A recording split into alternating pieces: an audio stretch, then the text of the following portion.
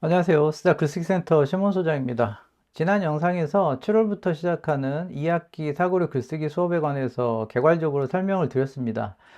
그런데 그 영상을 보시고 난 후에 구체적으로 수업에서 사용하는 교재와 수업 과정에 대해서 조금 더 자세하게 알고 싶다고 말씀하시는 분들이 계셔서 이번 영상을 통해서 좀 더 구체적으로 수업 교재 중심으로 그리고 활동 중심으로 또 설명을 드리도록 하겠습니다.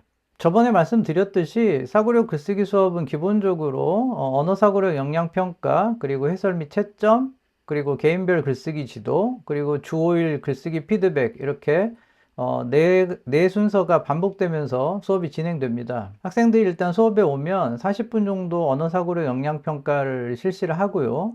그 다음에 해설과 채점을 한 50분 정도를 합니다. 그러면은 한 세트가 끝나게 되고, 그 다음에 다시 개인별 글쓰기 지도와 주 5일 글쓰기 피드백으로 이어지는 그런 과정을 거치게 됩니다. 언어사고력 역량평가는 40분 내외로 치러지는데 나중에 이제 구체적인 문제를 보여드리겠지만 100% 서술형 시험이고요. 부분적으로는 서술식 선택형 문제가 있습니다. 서술식 선택형 문제라는 것은 선택형 문제와 비슷한데 답을 찾은 후에 그것이 왜 답이고 나머지 문항 왜 답이 아닌지를 짧은 문장으로 설명하는 그런 유형을 말합니다. 역량평가는 기본적으로 언어 사고력의 기초 역량을 반복해서 평가하면서 글쓰기 역량과 함께 사고력의 기초 능력을 꾸준히 향상시키는 것을 목표로 하고 있습니다. 어휘, 문법, 질문, 이해, 추론과 같은 사고력의 기초가 되는 영역을 집중적으로 반복해서 훈련을 하는 문제들로 채워져 있습니다. 매주 1회 평가를 하게 되고요. 그 결과를 합산해 가지고 종합평가를 이제 산출을 합니다. 언어사고력 역량평가는 단순히 학생들을 평가해 본다라는 그런 의미만 있는 것은 아니고, 이 평가 결과에 따라서 학생들의 개인별 글쓰기 수업을 어떻게 해 나갈지 방향을 결정하게 됩니다. 지금 화면에 나오는 자료가 언어사고력 역량평가 기초 유형의 문제지와 답안지입니다. 문제지를 보시면 알겠지만 10문제 내외로 구성되어 있고요. 문제 자체는 그렇게 길지 않습니다. 일단 사고력 역량평가는 긴 글을 읽고 그것을 이해하는 능력을 평가하는 것을 목표로 하는 것이 아니라 기본적인 사고력과 글쓰기의 기초 역량을 갖추고 있는지를 확인하는 것이 목적이기 때문에 문제 자체는 굉장히 단순한 형식입니다. 하지만 답안지에서 보이듯 모든 문제가 전부 다 서술형으로 구성되어 있기 때문에 학생들 입장에서는 문제는 굉장히 단순하고 쉬워 보이지만 그것을 정확한 문장으로 쓰는 것이 상당히 어렵습니다. 학생들은 이제 이 문제를 받고 40분 정도의 시간 동안 자기 혼자 힘으로 이제 문제를 풀어나가기 시작합니다.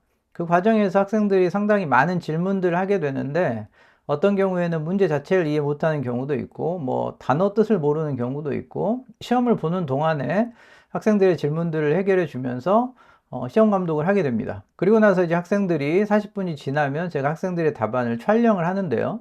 같은 학년의 학생들이라도 지금 화면에 보듯이 답안의 수준과 글을 구성하는 능력, 그리고 문제풀이 역량 자체가 상당히 차이가 많이 납니다. 제가 반복해서 말씀드렸듯이 일반적인 선택형 문제로는 이런 차이들을 잘 판단할 수가 없기 때문에 선택형 문제로 평가를 했을 때는 점수 차이가 크게 나지 않습니다. 하지만 서술형 문제로 평가를 하게 되면 그 격차가 굉장히 많이 벌어지는 것을 알 수 있습니다. 지금부터 구체적으로 문제들을 좀 살펴보면서 그 문제들의 의도와 학생들이 이러한 훈련을 통해서 무엇을 배울 수 있는지 좀 설명드리도록 하겠습니다. 첫 번째 영역은 어휘입니다. 학생들이 생각을 잘 못하고 글을 못 쓰는 가장 큰 이유 중에 하나가 자기가 알고 있는 어휘가 적고 또 그 어휘를 확장하는 방법, 사용하는 방법을 잘 몰라서 그렇습니다. 이미 현행 교육과정에서는 한글 전용을 하고 있기 때문에 한자를 억지로 익히거나 한자 단어를 쓰거나 이런 훈련을 하는 것은 약간 비효율적일 수 있습니다. 오히려 실제로 우리가 일상적으로 사용하고 있는 그 단어들 속에 숨어 있는 한자어들의 의미를 확인하는 능력이 꽤 중요합니다. 아이들은 이걸 글자를 읽을 수는 있지만 이 가라는 글자 자체가 무엇을 의미하는지 잘 모릅니다. 그래서 사실은 이 가라는 소리를 들었을 때 이게 무슨 가족, 혈연 이런 것과 관련돼 있다라는 의미를 생성하지 못하면 단어 하나하나를 따로 익혀야 되는 것이죠. 그래서 이런 문제들을 풀려보면 학생들이 실제로 가지고 있는 어휘 역량을 알 수가 있고, 또 학생들이 이런 경험을 통해서 평소에 내가 알고 있는 간단한 한자어들을 활용해 가지고 의미를 추론해 보는 이제 이런 연습을 하게 됩니다.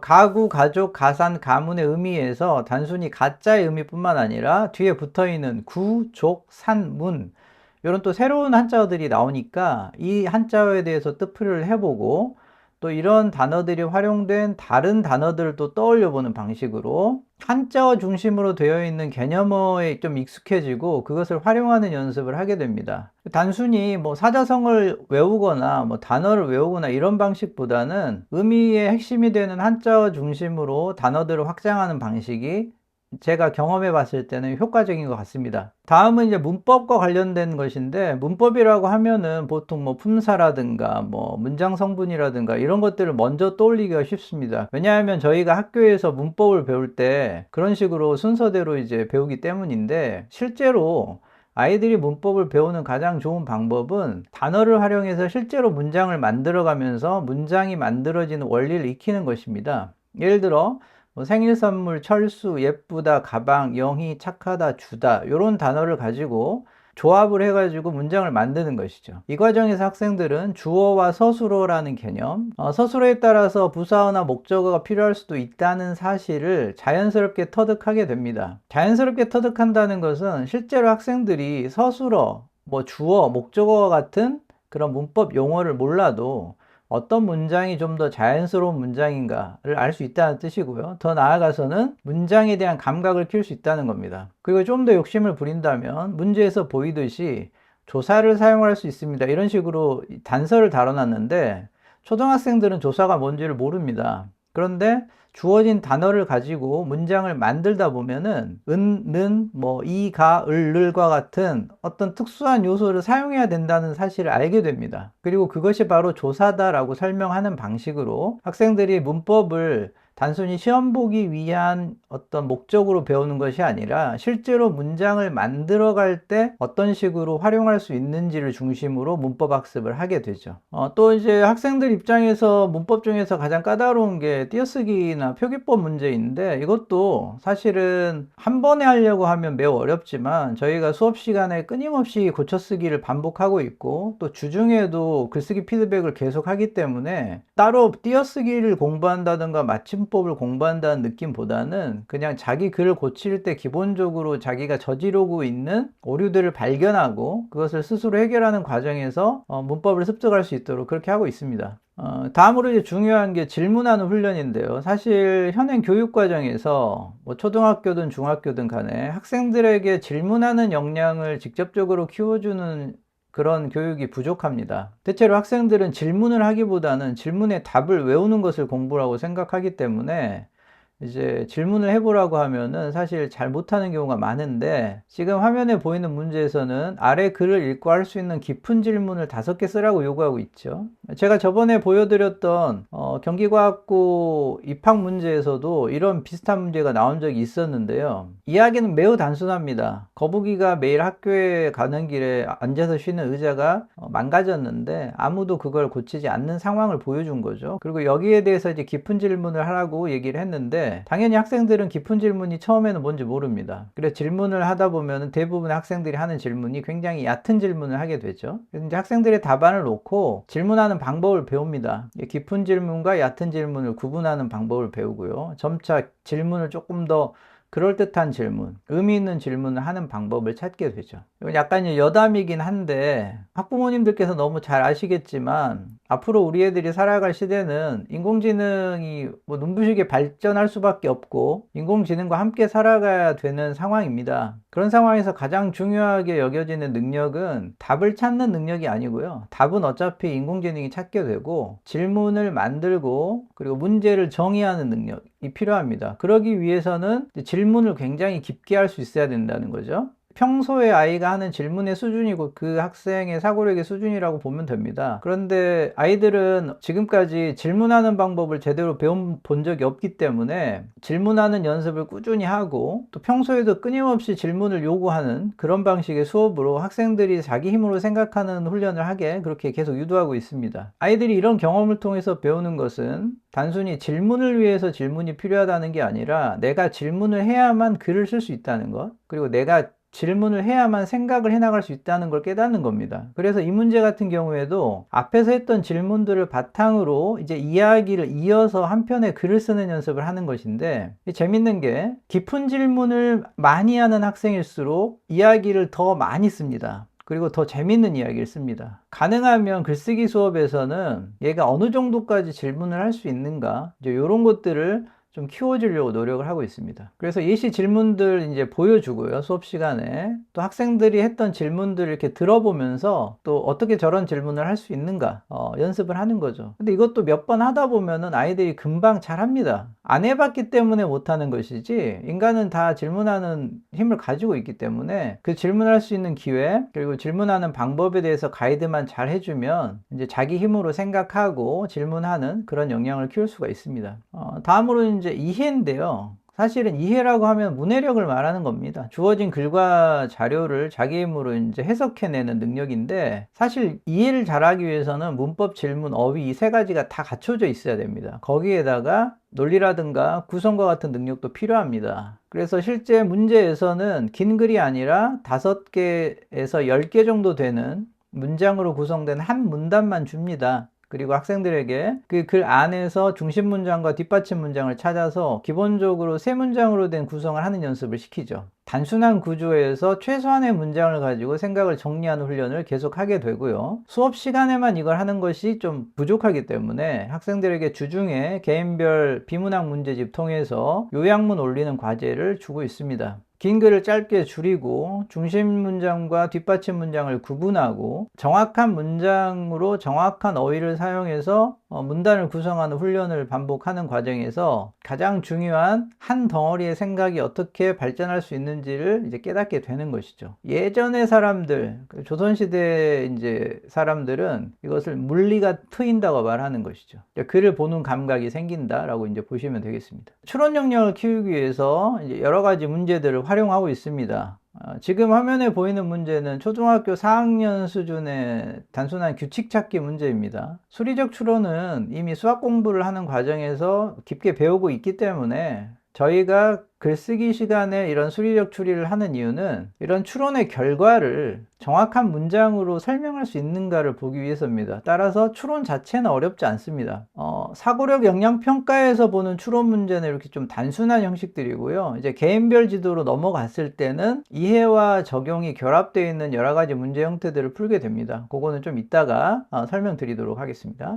자, 이렇게 설명을 하는 과정에 아이들은 뭘 할까요? 뭘 해야 될까요? 당연히 노트를 써야 됩니다. 지금 화면에 보이는 이 2장의 노트가 실제 수업 시간에 학생들이 쓴 노트인데요. 그래도 오른쪽에 있는 노트보다는 왼쪽에 있는 노트가 좀 잘 썼다고 말할 수 있는데, 놀라운 것은 이 왼쪽에 쓴 노트는 5학년 학생이 쓴 거고요. 오른쪽의 노트는 이제 6학년 학생이 쓴 겁니다. 이제 벌써 6학년 2학기가 곧 되기 때문에 사실 중학생이라고 봐야 되는데, 이 정도 수준의 노트를 쓰는 학생이 저는 개인적으로는 중학교 가서 높은 성취를 올리긴 좀 어렵다고 봅니다. 근데 학생들은 모르죠. 그리고 학부모님들도 모릅니다. 왜냐하면 자기 자녀가 노트 어떻게 쓰는지 관심을 깊게 가지는 분들이 없기 때문에. 그래서 노트를 정리를 하게 하고요. 이 노트 정리를 사진을 다 찍습니다. 그리고 이것도 역시 평가에 포함을 시키고 있습니다. 이렇게 해서 언어사고력 영향평가를 보고 해설을 학생들의 노트까지 정리가 된 상태에서 이제 다음 단계인 개인별 글쓰기로 넘어갑니다. 개인별 글쓰기 지도에서는 학교에서 이미 배운 내용을 심화하는 글쓰기를 한다는 것이 기본 전제고요. 이해와 추론, 적용을 중심으로 지도를 합니다. 언어사고력 영역평가에서는 어휘, 질문, 문법,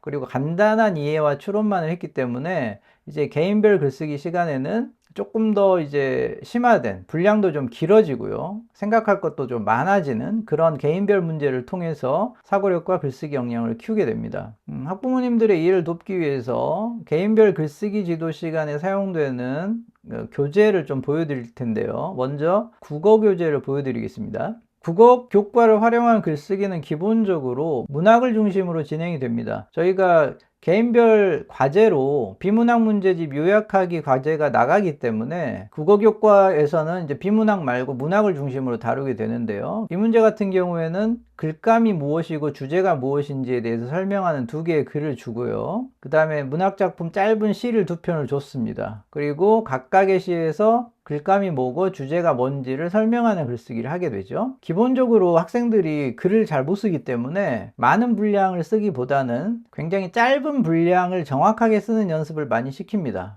다음으로 이제 과학인데요. 사실 제가 국어 문학과 함께 가장 신경 쓰고 있는 과목이 과학입니다. 과학적인 탐구 과정과 과학적인 추론 과정이 사고력에 굉장히 큰 도움이 되고요. 그 다음에 탐구 영역에서도 나중에 어차피 해야 되기 때문에 기본적인 원리들을 어린 시절에 조금 정확하게 이해할 수 있도록 그렇게 교육하는 것이 굉장히 효과적이라고 생각을 하고 있습니다. 보통 글쓰기라고 하면은 국어과라고 생각하기 쉬운데요. 읽고 쓰기에 과목이 따로 있는 게 아니죠. 저번 영상에서도 말씀드렸듯이 읽고 쓰는 능력을 키우기 위해서 개별 교과들이 존재하는 겁니다. 그래서 수업 시간에는 학교에서 배운 내용과 관련된 텍스트를 하나 주고요.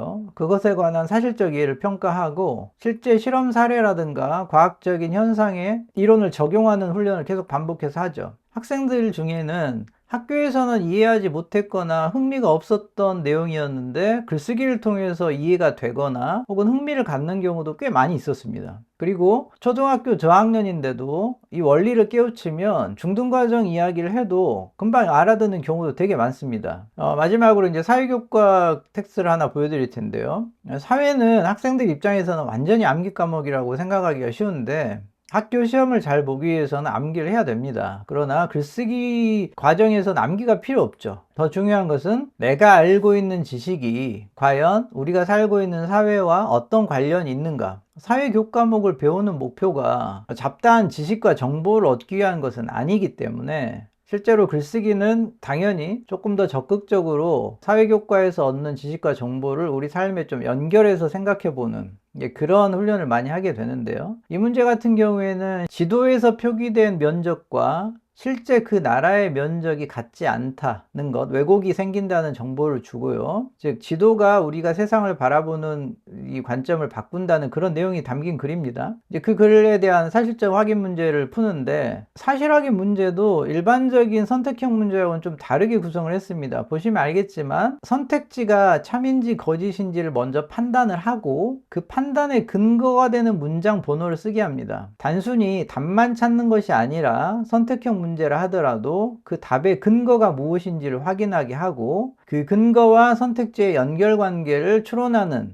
그런 훈련을 하게 되는 것이죠. 이 문제 같은 경우에는 일제강점기에 이 조선 땅덩어리를 토끼에 비유해서 그렸던 지도와 호랑이에 비유해서 그린 이제 독립운동가들의 그림 두 개를 비교하고 있습니다. 그래서 토끼로 한국을 볼 때와 호랑이로 볼 때 어떻게 다르냐 이런 식의 이제 좀 추론을 요구하는 문제고요. 이 문제는 풀이가 그렇게 어렵지는 않습니다. 왜냐하면 앞에 나와 있는 글이 지도가 우리가 대상을 바라보는 인식을 다르게 만든다는 핵심 내용이 있기 때문에 이제 그걸 적용하면 되는 것이고요. 이 4번 문제 같은 경우에는 최근에도 화제가 된 바가 있는데 세계 지도를 거꾸로 뒤집습니다. 그리고 그 중간에 한국을 위치시킵니다. 그러면 우리가 익숙한 세계 지도에서 우리나라는 동쪽 변방의 변두리에 있는 아주 작은 나라일 뿐인데 지도를 뒤집고 중심을 한국으로 옮겼더니 우리나라가 세계의 중심이 되고 바다를 통해서 또 육지를 통해서 전 세계로 연결될 수 있는 굉장히 중요한 지리적 위치를 가지고 있다는 사실을 알게 되죠.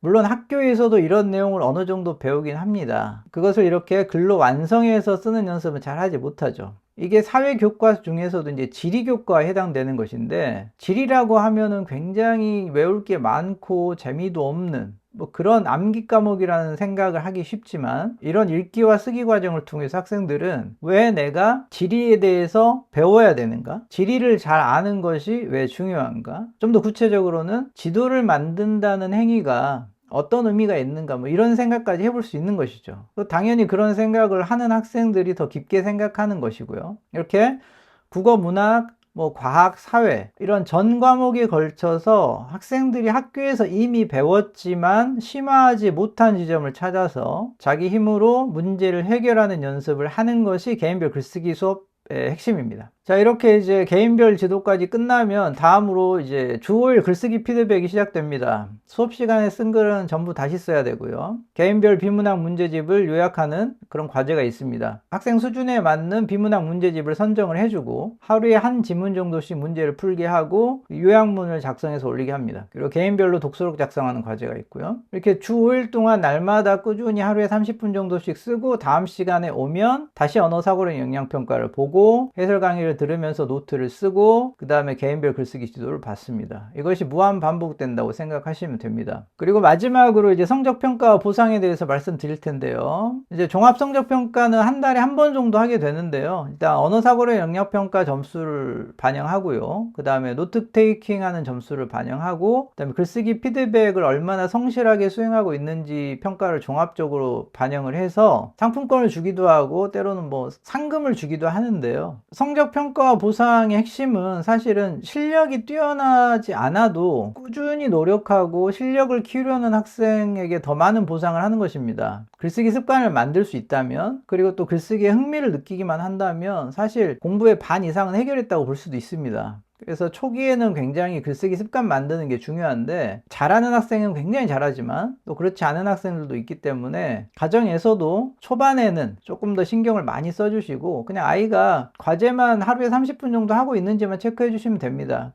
지금까지 사고력 글쓰기 수업 진행 방식을 구체적인 사례와 함께 조금 자세히 설명드렸습니다. 너무 자세하게 설명하면 시간이 늘어지니까 핵심만 전달 드리려고 노력했는데 혹시 이 영상을 보시고도 뭔가 궁금하신 점이 있다거나 이해되지 않는 부분이 있는 학부모님들께서는 주저하지 마시고 학원으로 연락해 주시면 제가 최대한 빨리 답변 드리도록 하겠습니다. 앞으로도 더 좋은 수업으로 학생들의 언어 사고력을 키우기 위해서 최선을 다하도록 하겠습니다. 긴 시간 시청해 주셔서 감사합니다. 저는 또 다음 영상에서 뵙도록 하겠습니다.